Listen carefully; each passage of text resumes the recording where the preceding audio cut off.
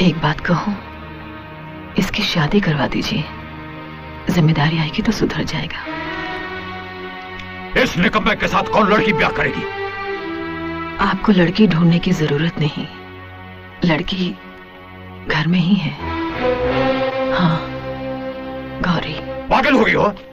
हमने गौरी को पाला है, इसका यह मतलब नहीं कि उसकी जिंदगी बर्बाद कर दें। गौरी हीरा से प्यार करती है।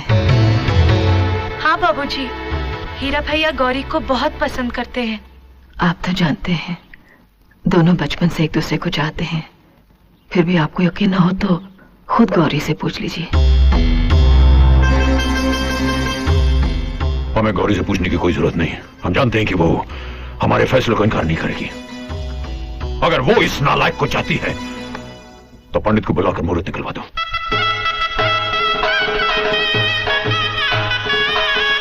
क्यों अपनी जान लेना चाहती हो? अब तो हमारी शादी भी तय हो गई थी। इसीलिए मरना चाहती हूँ ताकि तुम्हारे साथ शादी करने से बच सकूं। फांसी की सजा पाने वाले से भी उसकी आखिरी इच्छा पूछी जाती है, मगर तुम्हारे पिताजी ने ना तो मेरी पहली इच्छा पूछी ना आखिरी। क्यों?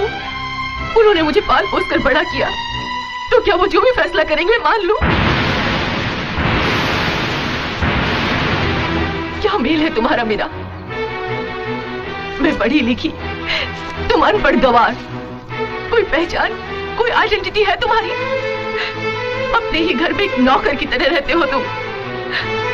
नए जमाने में पैदा होकर पुराने जमाने की जिंदगी जी रहे हो तुम।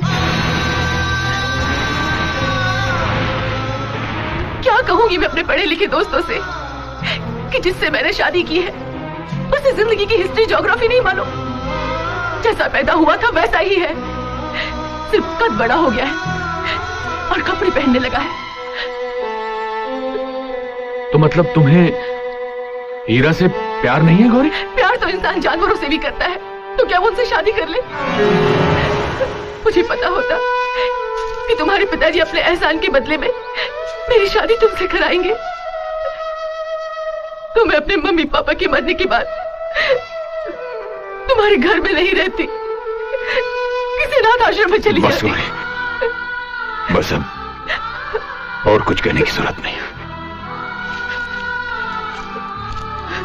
पिताजी को शायद तुम पर भरोसा था कि तुम उनकी बात नहीं टालोगी, इसीलिए उन्होंने तुम्हारी इच्छा नहीं पूछी।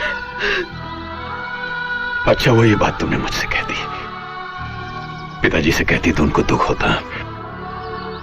सारी जिंदगी पछताते कि तुम्हारी मर्जी जाने बगैर उन्होंने फैसला कैसे दे दिया।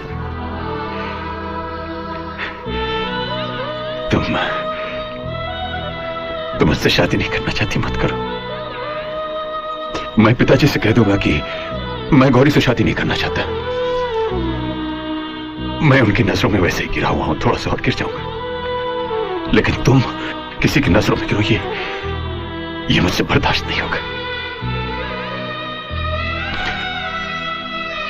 जाओ गौरी, हीरा तुम्हारे रास्ते से हट गया। कोई सवाल मत मांगना, हमें इससे सिर्फ एक सवाल का जवाब चाहिए, ये गौरी से शादी करेगा या नहीं?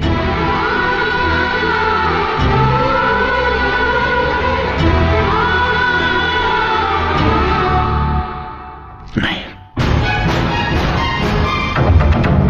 मैंने बिना सच्चाई जाने हीरा की आंखों के सामने गौरी की शादी किसी और से कर दी।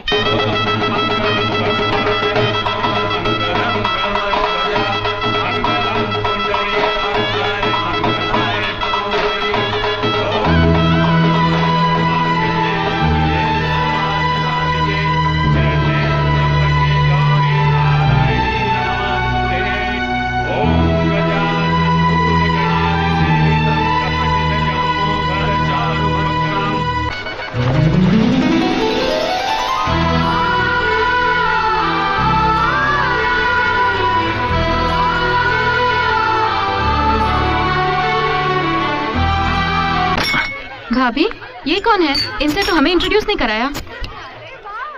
ये कोई वीआईपी नहीं है जिनसे तुम्हारा इंट्रोडक्शन कराया जाए। किसी काम के लायक नहीं है ये, इसीलिए नौकर की तरह जी रहा है।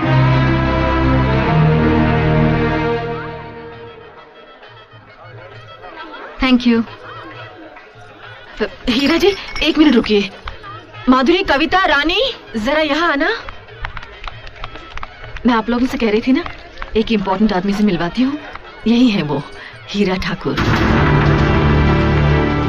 हीरा जी, ये मेरी सहेलियां हैं, माधुरी, कविता, रानी, सीता।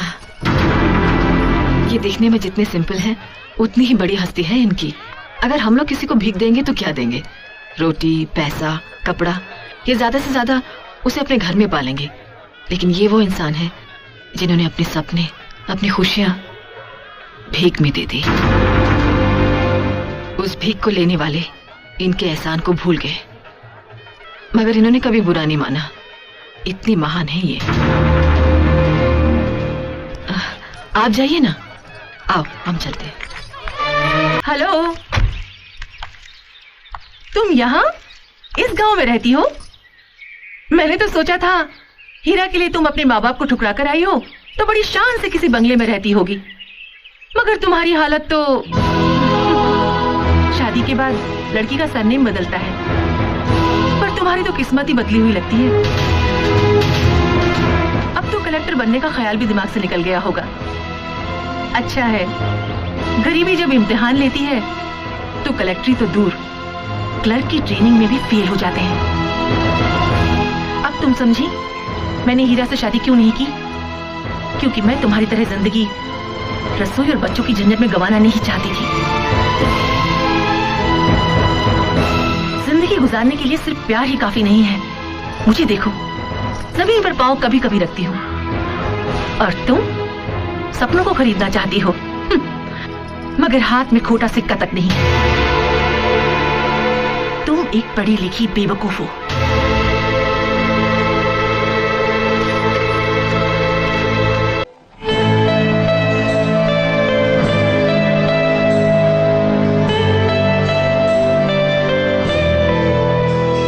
गौरी आपसे कुछ मदद के लिए आई है।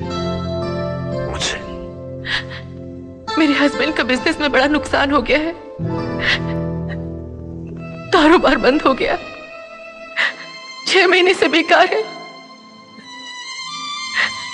न्यूज़पेपर में इश्तिहार निकला है कि आपकी शुगर फैक्ट्री के लिए प्रोडक्शन मैनेजर की जरूरत है। वो पोस्ट अगर आप मेरे हस्बैंड को दे देंगे तो आपकी बड़ी मेहरबानी होगी। देखिए, मेरी फैक्ट्री में काम करने से अगर आपके हस्बैंड और आपकी शान को फर्क न पड़े तो मुझे कोई इतराज नहीं। आप मुझे कहिए कि मुझसे आकर मिलने। राधा, मैं चलता हूं। बैठो गौरी।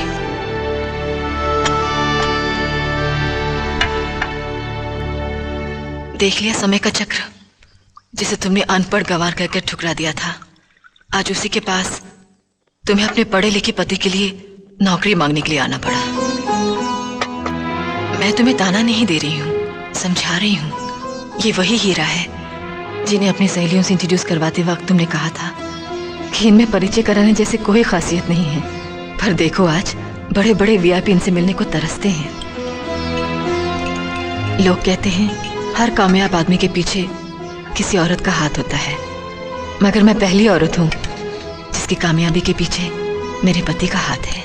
वो खुद तो बड़े बने और मुझको भी बनाया। अब बताओ, पढ़ी लिखी बेवकूफ कौन है, मैं या तुम? चाय पियो। मेरी बातों का बुरा मत मानना, मेरे दिल में तुम्हारे लिए कोई गुबार नहीं है। ऐसा होता है, भगवान दिल सबको देता है, दिलदार भी देता है, मगर हीरा किसी खास को ही देता है।